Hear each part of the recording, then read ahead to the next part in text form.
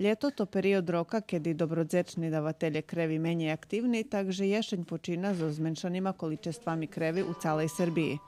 Zavod za transfuziju porjadnje zaprovadzuje akciji dobrodzečnog davanja krevi, a včera ju mali na hodu datši Teljo Kocura i Savinoho sela.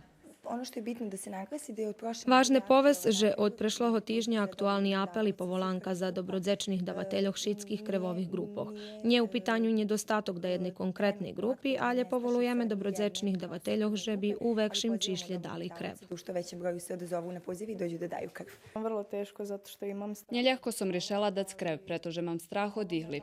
Na toto me porušalo, že moja mac mala češku operaciju, a prave tedy nje bilo dostatočno krevi, takže s ostim postupkom žadam pomohnu s drugim. Na akciju u Savinim selu še odvolali 12 osobi, a u Kocure bilo 13 davatelje krevi.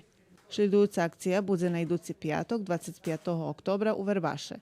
Krev môžu dať všetky zdraví osoby od 18 po 65 roky, ktorí zadovoljujú hranični vrednosti hemoglobinu i dostali vakcínu proti virusu gripy.